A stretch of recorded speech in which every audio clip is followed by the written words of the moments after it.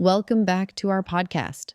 I'm Aye. And I'm Sam. Today we're talking about something simple but beautiful, daily life in Myanmar. Yes, the little things that make Myanmar feel like home. For me, when I think of home, it's not just about the big landmarks. It's about the sounds, the smells, the everyday routines. That's so true. It's those small, everyday moments that really define a place. I'm really excited to hear more about it. I'm excited to share. So, Aya, to start us off, what does a typical morning in Myanmar look like? Paint a picture for us. Okay, so a morning in Myanmar starts very early, often before the sun is fully up. It's a very gentle start to the day. The first thing you notice is the sound. You hear the birds waking up, maybe a rooster crowing in the distance. Sounds peaceful. And the soft, melodic chanting of monks. They walk through the streets in the early morning for their alms round, and their voices carry through the quiet air. It's a sound that grounds you. Wow, that's a beautiful image. So different from the sound of traffic and sirens that many of us are used to. Exactly. And you also hear the gentle swish swish sound of people sweeping the front of their houses with traditional brooms made of coconut fibers. Sweeping, is that like a daily morning ritual for everyone? Yes, for many people it is. It's this idea of clearing the space, starting the day fresh and clean. It's very meditative, actually, a quiet, peaceful activity before the day gets busy. I love that.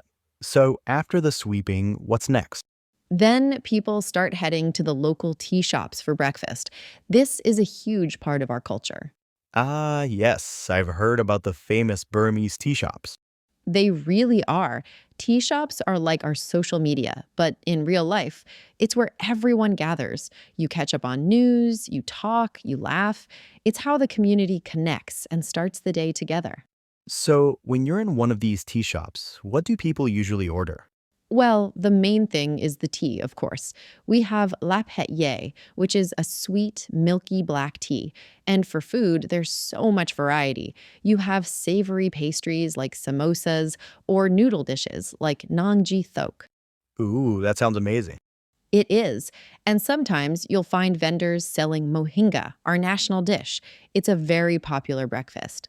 So, it's a bustling environment then. What's the atmosphere like? Oh, it's full of energy. You hear the constant chatter of people talking and laughing loudly. The waiters are shouting orders across the room to the kitchen. So, it's like organized chaos, but in a warm way. Yes, exactly. It sounds chaotic, but it feels incredibly warm and alive. You feel connected to everyone, even if you're just sitting by yourself, sipping your tea and watching the world go by. That sense of connection is so important. It seems like the tea shop isn't just about food and drink, but about belonging. Absolutely. It's the heart of the neighborhood. That's fantastic. So, after breakfast, how do people get around? It's a mix of everything. Motorbikes are probably the most common. Then there are buses, and we have trishaws, which are like bicycle taxis. They're a slower way to travel. A Trishaw ride sounds lovely. It is, and many people walk, especially to the local markets. The markets are everywhere. I'm a huge fan of markets. They always feel so alive. Exactly. They are bursting with life. From the moment you step in, you smell the fragrant spices, the fresh herbs, the fish. Easy. The sound of the constant friendly bargaining, you see incredible colors, piles of bright red chilies, green leafy vegetables, beautiful flowers. You can find everything there. So, we've covered the morning and the bustling daytime. What about the evenings? How does the day wind down? Evenings are much quieter and are usually centered around family. Families gather at home to have dinner together. That time to reconnect. Yes, after dinner, you'll see kids playing outside in the streets in the last bit of daylight. And as the sun sets, some people will go to the local pagodas. For evening prayers? Yes, to pray or just to sit in quiet contemplation. You'll hear the gentle ringing of bells in the wind. The air cools down, the city becomes calm. From the lively chaos of the day to this quiet spiritual calm in the evening. It sounds like a beautiful daily rhythm. It is. It's a rhythm that has been there for generations.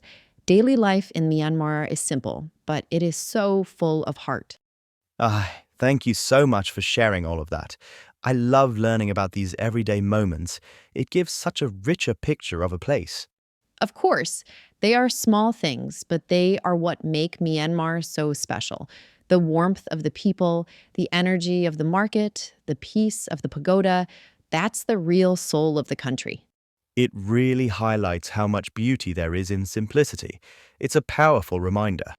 And I hope it encourages our listeners to notice the beautiful little details in their own daily lives, wherever they are. And join us next time for episode 4. Thank you for listening.